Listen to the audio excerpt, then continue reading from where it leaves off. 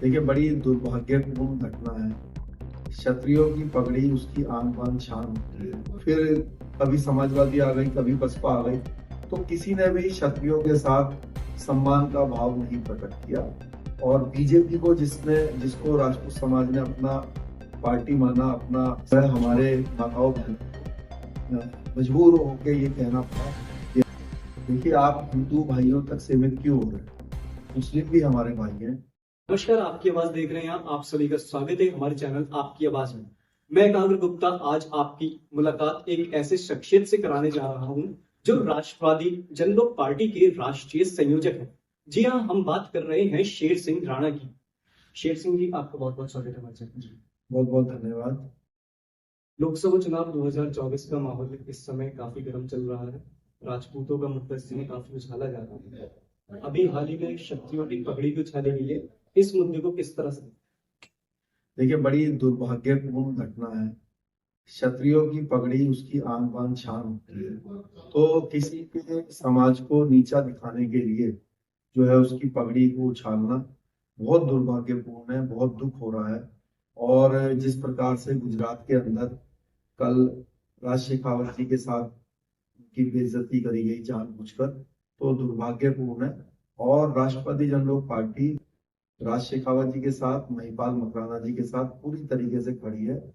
और हो सकेगा तो पूरे देश में हम आंदोलन भी चलाएंगे और इस भारतीय जनता पार्टी को और सभी को सबक सिखाएंगे। इसमें हम ये नारा नहीं चलाएंगे इस बार कि कमल का फूल हमारी हो। हम सिर्फ इस पर नहीं रुकेंगे। हम जो है, क्योंकि हमने पहले कमल का फूल हमारी भूल करके चलाया तो कांग्रेस आ गई, तो फिर बाद में कांग्रेस ने भी वही किया। फिर बोलना पड़ा भाई कमल का पंजा, तो हाथ का पंजा हमारी भूल। फिर कभी समाजवादी आ गई, कभी बसपा आ गई, तो किसी ने भी क्षत्रियों के साथ सम्मान का भाव नहीं प्रकट किया। और बीजेपी को जिसको राजपूत समाज ने अपना पार्टी माना, अपना सब कुछ माना, और बीजेपी के रीढ़ की हड्डी की तरह काम किया क्षत्रिय समाज ने, उसको जो है बीजेपी ने धोखा दिया। तो अब समय है अपना घर अपना झंडा बनाने का। और मैं क्षत्रिय समाज से यही निवेदन करूंगा कि राष्ट्रवादी जनलोक पार्टी के साथ आइए और अब इससे छुटकारा पाइए कि भाई इसने धोखा दे दिया, इसने आज हमारे साथ ऐसा कर दिया। हम अदल बदल के नई नई पार्टियों को मौका देते हैं, लेकिन सब तरफ से हमें धोखा मिलता है। तो हम अपने विचारधारा का अपना राजनीतिक दल सत्ता में लाएं। आज हम बीज लगाएंगे तो कल वो पेड़ भी बनेगा।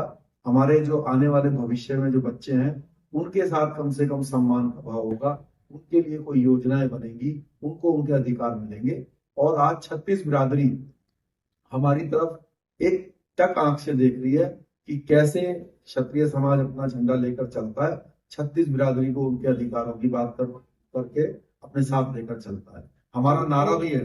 ये बीजेपी से नाराजगी सिर्फ, या तो ये माना जाए अभी बीजेपी सरकार के मंत्री ने बयान दिया उस पर नाराजगी है, या फिर राजपूत किसी और वजह से भी भारतीय जनता पार्टी से नाराज है, और वो भी चुनाव के समय। देखिए, हम तो 5 साल से लगातार समाज के बीच में जाकर ये बोल रहे हैं कि भारतीय जनता पार्टी हमें कुछ नहीं देगी, क्षत्रिय समाज को वहां से कुछ भी प्राप्त नहीं होगा। लेकिन फिर भी कुछ अंधभक्त थे जो वहां इस आशा में दरी बिछाने में लगे हुए थे, चापलूसी करने में लगे हुए थे कि यहाँ से शायद उनको कोई टिकट मिलेगा, विधानसभा का, लोकसभा का, या कोई छोटे मोटे जो चुनाव होते हैं उसका। लेकिन वो चापलूसी करने के बाद भी, पूरा भाजपूत बनने के बाद भी, वहां से किसी प्रकार का ना तो उनको कोई टिकट मिले, ना कोई पद मिले।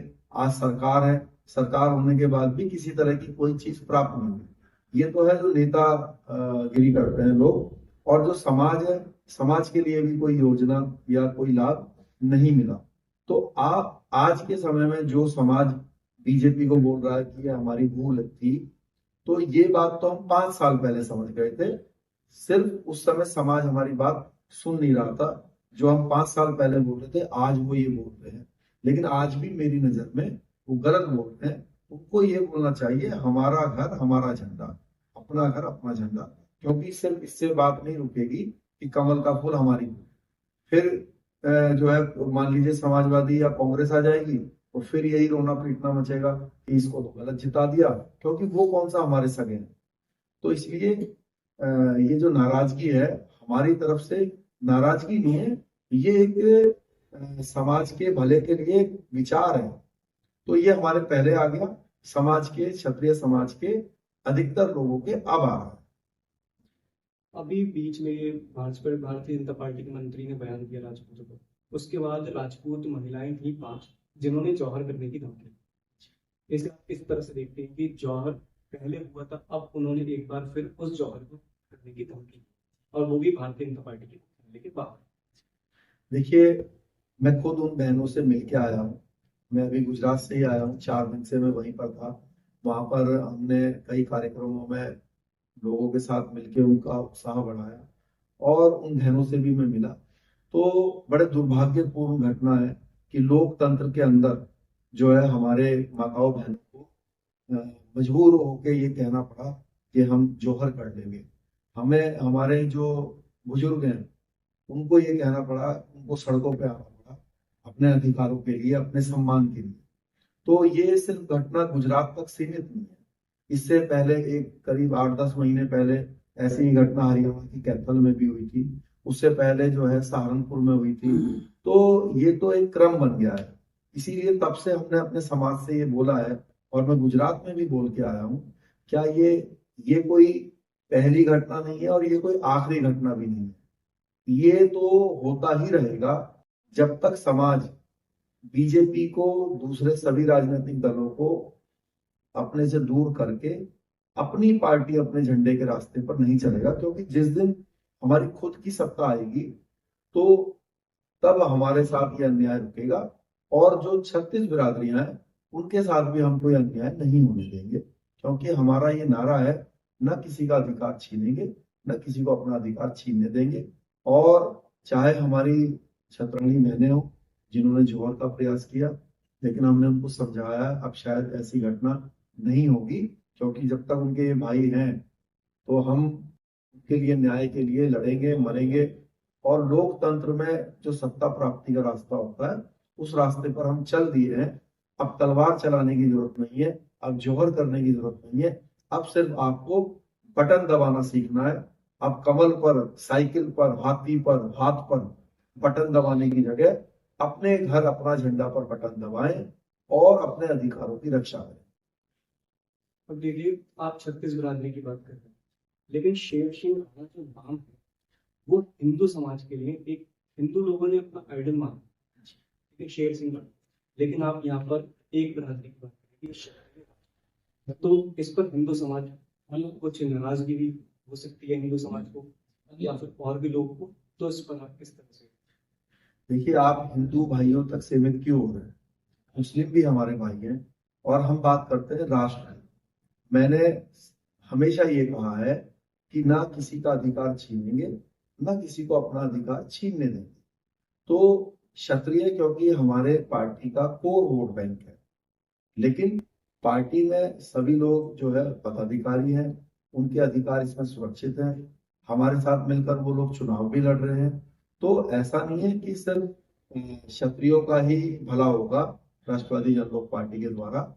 जो हमारे दलित समाज के भाई हैं, हमारे पिछड़े वर्ग के भाई हैं, हमारे मुस्लिम या सिख या ईसाई भाई हैं, ये सभी के न्याय की बात करेगा। और हमने कहा भी है, हम असली राष्ट्रवादी लोग हैं।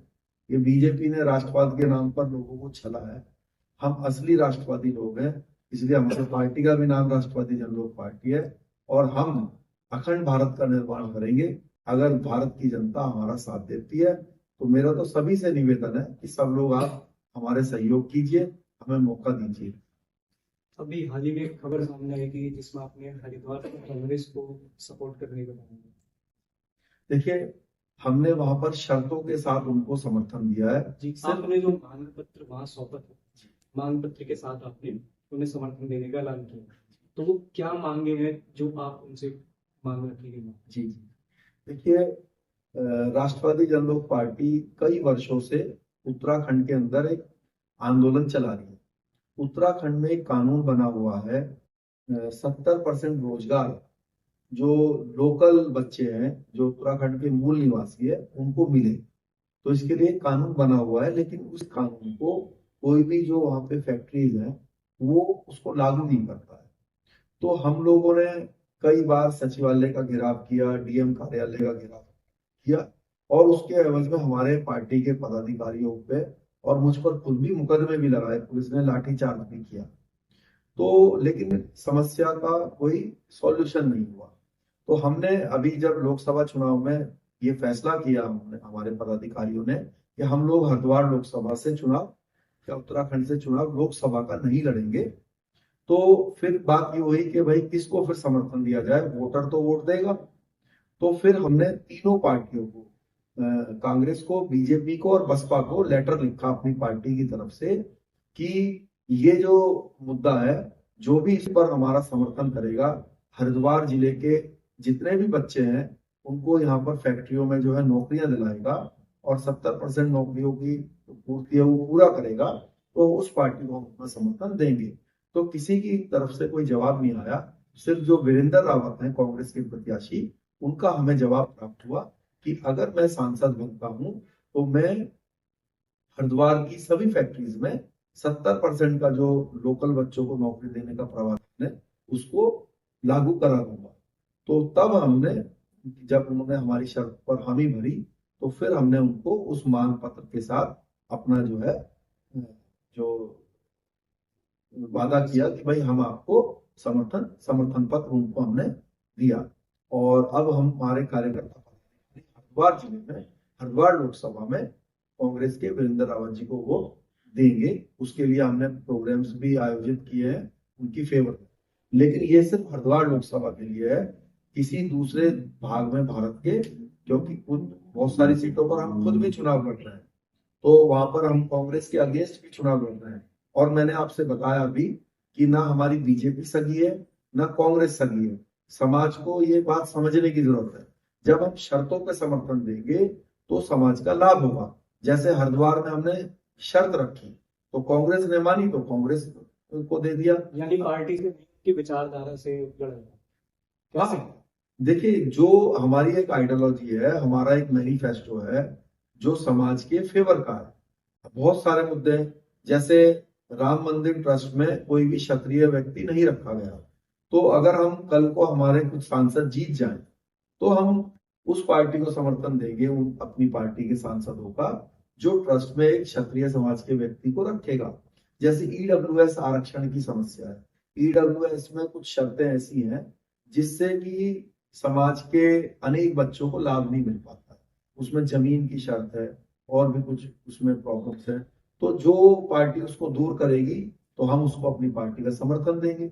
आज हम चुनाव के दौरान समर्थन दे पा रहे हैं, अगर हमारे खुद के सांसद विधायक बन जाएंगे तो हम लोग सरकार में हिस्सेदार भी बन पाएंगे और उसी पार्टी को समर्थन देंगे, उसी सरकार को, जो हमारी ये मांगे और इसके अलावा और भी जो सामाजिक मांगे हैं वो सॉल्व करेंगे।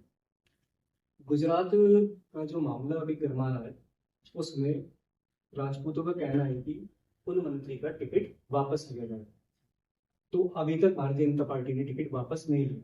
अगर भारतीय जनता पार्टी टिकट वापस लेती भी नहीं, तब आपकी पार्टी किसका समर्थन करेगी, या आप वहां से खुद चुनाव लड़ेंगे, या आपकी पार्टी? देखिए, मैंने गुजरात में भी यही बात रखी कि उनका टिकट वापस होना चाहिए, समाज की डिमांड है। अगर रूपाला जी का टिकट वापस नहीं करती है बीजेपी, किसी और प्रत्याशी को नहीं लड़ाती है, तो हमने वहां पे ये ऐलान किया कि राष्ट्रवादी जनलोक पार्टी अपना प्रत्याशी उतारेगी। कल रात मेरी कई जो अपने पटेल समाज के जो वरिष्ठ लोग हैं उनसे कल मेरी एक मीटिंग हुई, और राजकोट के भी कुछ प्रमुख राजपूत समाज के लोग थे। तो हमारे में ये सहमति बनी कि अगर बीजेपी रूपाला जी का टिकट नहीं काटती है तो हम किसी पटेल समाज के जो रिस्पेक्टेड पर्सन है उसको राष्ट्रवादी जनलोक पार्टी से चुनाव लड़ाएंगे राजकोट लोकसभा से। और अगर वो काट देती है तो फिर जो है अभी हम उस पर विचार करेंगे कि आगे क्या करना है। लेकिन अगर चुनाव लड़ाना पड़ा तो चुनाव लड़ाएंगे। इसके लिए कांग्रेस से और दूसरे पार्टियों से भी हमारी एक चर्चा हुई है कि अगर राष्ट्रवादी जनलोक पार्टी वहां से चुनाव लड़ती है तो कांग्रेस भी भाईचारा कायम करने के लिए क्योंकि बीजेपी ने ऐसा जान के किया जिससे कि दो समाजों में फूट पड़ जाए।